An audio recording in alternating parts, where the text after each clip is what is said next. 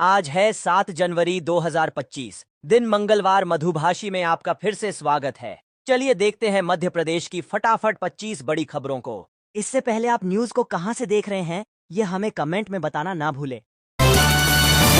MP में जिनके पास जमीन नहीं है, उन्हें 2 लाख रुपए में मकान मिलेगा। पीएम आवास योजना 2.0 इस महीने लॉन्च हो सकती है। नगरीय प्रशासन विभाग ने प्रस्ताव वित्त विभाग को भेजा है। यह कैबिनेट की मंजूरी के लिए जाएगा। पिछले साल 17 सितंबर को यह योजना पीएम मोदी के जन्मदिन पर लॉन्च हुई थी। मध्य प्रदेश ने इस योजना में 2 बदलाव किए हैं। मुख्यमंत्री लाडली बहना आवास योजना को इसमें मर्ज किया गया है, जिसमें पहले 1,20,000 की सहायता थी। अब पीएम आवास 2.0 में ईडब्ल्यूएस के लिए 2.5 लाख रुपए है। अफोर्डेबल हाउसिंग स्कीम में राज्य सरकार 1 लाख की बजाय 1.5 लाख रुपए सहायता देगी। केंद्र सरकार भी 1.5 लाख देगी, जिससे हितग्राही को 8 लाख का मकान लेने के लिए केवल 2 लाख रुपए देने होंगे, जिसमें 1,80,000 का लोन भी लेना होगा।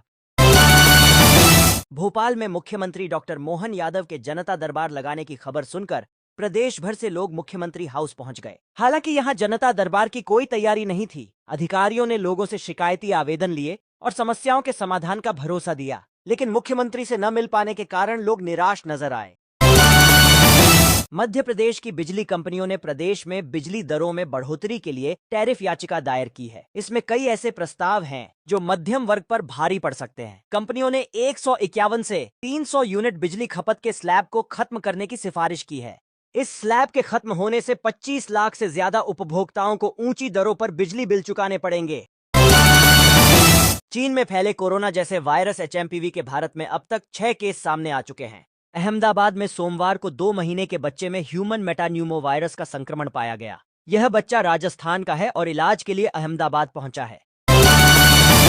प्रदेश में कुल मतदाताओं की संख्या बढ़कर 5,70,00,000 से अधिक हो गई है। सोमवार को सभी जिलों में मतदाता सूची के अंतिम प्रकाशन के बाद यह रिपोर्ट सामने आई है।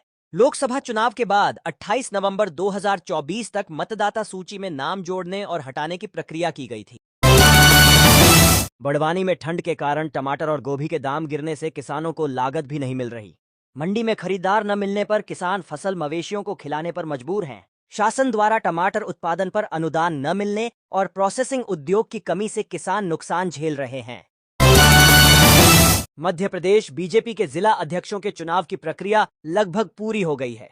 करीब 8-10 जिलों में स्थानीय नेताओं के बीच चल रही रस्साकशी को रोकने के लिए बैठकों और चर्चाओं का दौर चल रहा है। बीजेपी की पहली सूची में 50% से अधिक जिलों के अध्यक्ष घोषित हो जाएंगे। इसके तुरंत बाद प्रदेश अध्यक्ष के चुनाव की प्रक्रिया शुरू हो जाएगी। मोहन सरकार 1 साल का कार्यकाल पूरा करने के बाद जल्द ही नए साल में प्रशासनिक बदलाव करने जा रही है। ये बदलाव 1-2 दिन में हो सकते हैं।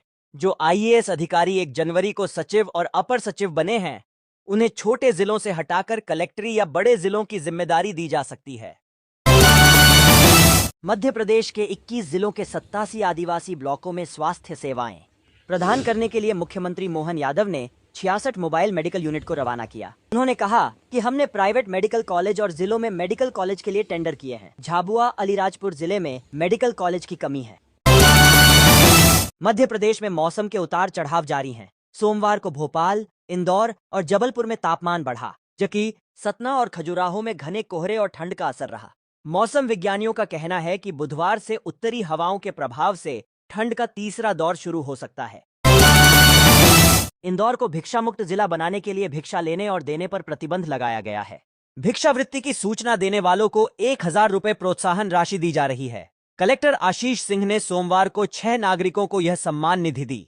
इंदौर जल्द ही भिक्षावृत्ति मुक्त जिला घोषित होगा। छतरपुर जिला कोर्ट में सोमवार को 2 युवतियों के बीच मारपीट हो गई। दोनों कोर्ट में ट्रेनी अधिवक्ता हैं। दोनों के बीच सोशल मीडिया पोस्ट पर टिप्पणी को लेकर विवाद हो गया था, जिस कारण दोनों कोर्ट परिसर में भिड़ गईं।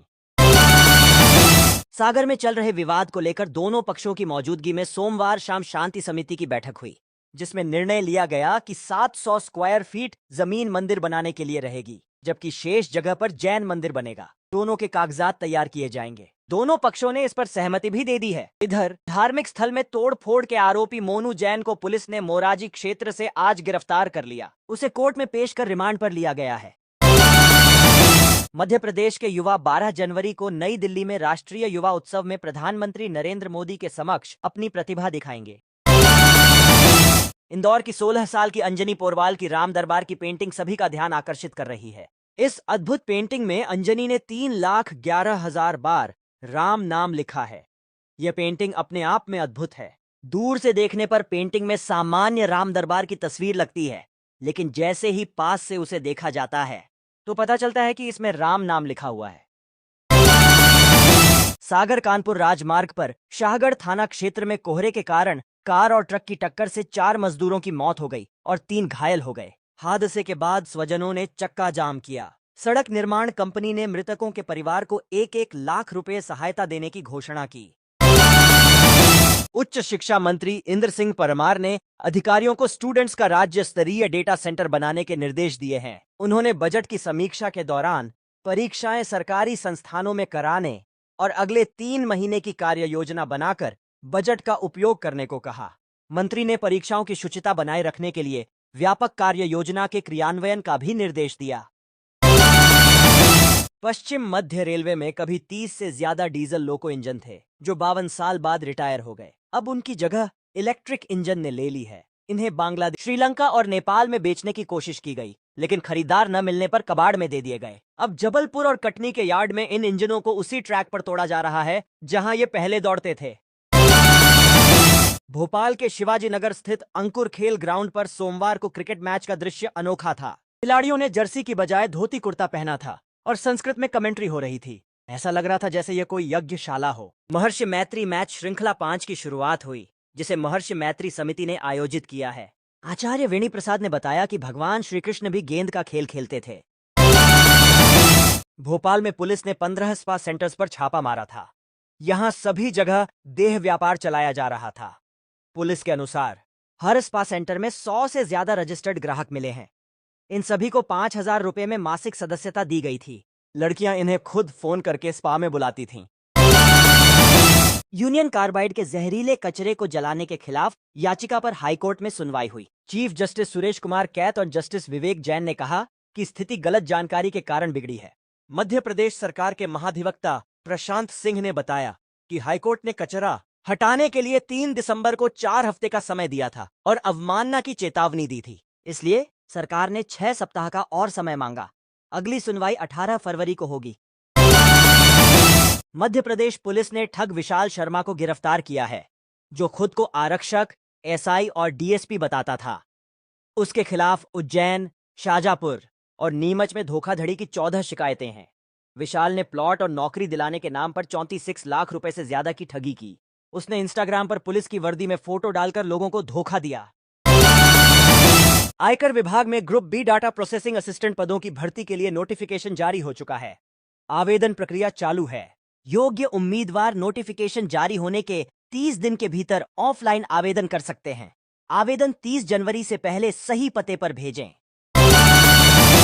भोपाल के प्रभात चौराहे पर 3 टियर ट्रैफिक सिस्टम के लिए 44 करोड़ रुपए से डबल डेकर फ्लाईओवर ब्रिज बनाया जाएगा।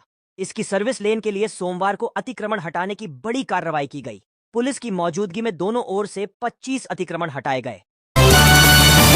मध्य प्रदेश के ग्वालियर में लोग उस समय हैरान रह गए जब उन्होंने देखा कि थाने में पदस्थ 2 पुलिसकर्मी आपस में जूतम पैजार कर रहे हैं। इनमें से एक हेड कांस्टेबल है, जबकि दूसरा जवान है। आरोप है कि एचसीएम ने जवान की पत्नी पर आपत्तिजनक टिप्पणी की, जिससे यह स्थिति बनी।